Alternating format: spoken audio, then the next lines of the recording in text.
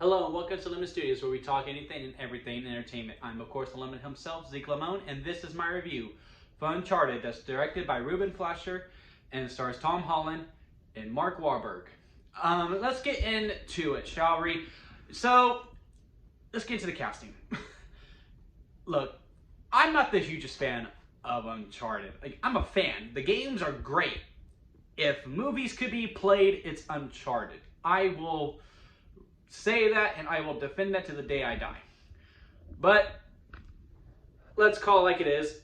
A movie, or hell, maybe not even a show, will do the game justice, because games are like 35 to 40 hours worth of storytelling, while movies are at most 2 hours for the most part, right? And shows are 8 to 10, depending on how many episodes it is and the length of your episodes. However, this movie is way too short, and the casting is, I believe it was misplaced. I never fully bought Tom Holland as Nathan Drake, not even as a younger one. It just felt like the script called for an older actor. Like, I would have pictured like a Chris Pratt maybe in this, or maybe a Bradley Cooper even. I know they're trying to build a franchise, and Tom Holland is a great person to build a franchise around. And maybe if we're able to get more movies going forward, I can see it much more. But Mark Wahlberg as Sully just doesn't work at all. I don't mind it for the most part of it, because again, I'm not, like a huge diehard of Uncharted. But he doesn't sound like Sully. Hell, he borderline doesn't even act like Sully. It's Mark Wahlberg if he was in an adventurer. Pretty much. But needless to say, I think the movie is fun overall, and I think the movie is good overall. But it could have been great. Again, this movie is way too short. It clocks in at about an hour 50. It really felt like the director, Ruben, was like, had a gun to his head, or like the executives came in and said, "All right, Ruben, look, we did our studies, and audiences respond well to an hour and 50 minute long movie. So you got to make your movie that long, otherwise it's just not gonna work." I really felt like there was a lot on the cutting board here. And I think this movie would have benefited more from a 2 hour to a 2 hour and 20 minute runtime, just to flesh out more, because it doesn't really flesh out characters that well. Like, only character that we can really get behind is Nathan, and Sully to an extent, because like we kind of have to. But even then, like, you can't really trust anyone besides Nathan in this whole movie. Like, it's the ongoing theme of this whole entire movie of you can't trust anyone in this game. And like, there's always like someone backstabbing someone throughout the whole entire film. At some point you just get exhausted, and you don't really find out the villain until like, the very end, or and all that stuff. Like, who the true villain is. Like, you know who the villains are, but you don't know who the true villain is until the very end. And just with that kind of, like, it was just like a big old Billy Mays commercial. Like, but wait, there's more. But wait, there's more. And so on and so forth. And just like some more depth of like how Nathan is so good at fighting, pretty much. Like, it was almost like the writers in this were like, okay, people who see the game are going to see this movie, so the people that they bring along who haven't played the game, they can explain why Nathan is such a fighter. Honestly, I've only played 4, so I don't really know how good of a fighter he is, but I get why he's such a good parkourer. They at least explain that. I'm like, okay, yeah, okay, I can see why this guy is so good at climbing walls and all that stuff.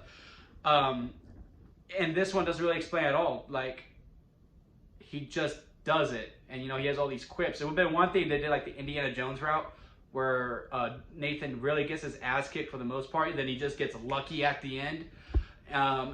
But it's not really like that. It's like, it's mostly fair throughout the whole entire way. Like, he thinks right on his feet, and he's just not as, scruffy and all that stuff, and, not that killer instinct like Nathan does.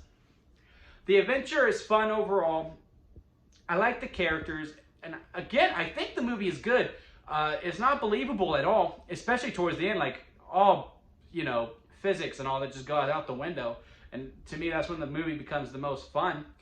And again, the most they do with trying to explain why Nathan is so good at what he does, it's like, we'll show his abs. Yeah, we'll have Tom Holland shirtless, and he's going to climb a rope. And that's what's going to get this audience behind this guy. And I just wanted a little more story, and just slow it down a little bit. Like, it goes really, really fast at first, and then it slows down. The tempo is all over the place as well. The back and forth between Mark Wahlberg and Tom Holland is good when they're actually allowed to. I just feel like if any relationship should have been given to any relationship in this movie, it should have been Mark Wahlberg and Tom Holland as Nathan and Scully, because there's really no relationship development ever, because again, everyone's just backstabbing each other for the most part besides Nathan. But yeah, I mean, the mystery is fun. It's just like with a movie like this, where a game where you play the adventure and you're figuring out the code, it's just much more fun to play than it is to watch someone do this mystery. You know what I mean? I would say if this movie does good at the box office, which I hope it does, because, you know, everything's about money, right? Is that they get some new writers in, we flesh it out a little more, we pump up the budget, we get another director in there like a James Mangold, which I think he's probably too pricey at this point because he's so fucking good. And, you know, just like really go for it in the second one. Because this was a good introduction. Like, it's like in the realm of Sonic, where like Sonic's like, yeah, Sonic was good, but you know, it wasn't, you know, great. Like it's in that ballpark, you know? And I just think in the second one, they could do a lot more. Yeah, it's a lemonade overall. It's not going to take over Scream as the best movie of 2022 to me. I still had fun with it though. If you ask me for you to go to the theater for it, I would say wait for a matinee. I do think it's a great theater movie. But if you don't really feel like going early for a matinee, then yeah, I guess just wait to stream it on it. I wouldn't pay full price for it. That's just me. But what did you think about Uncharted? Comment below and let me know. And if you like this video, hey, give it a like. And if you like me, hit that subscribe button and help me grow as a YouTuber. And that'll be it for me, guys. And I'll see you here next time at Lemon Studios.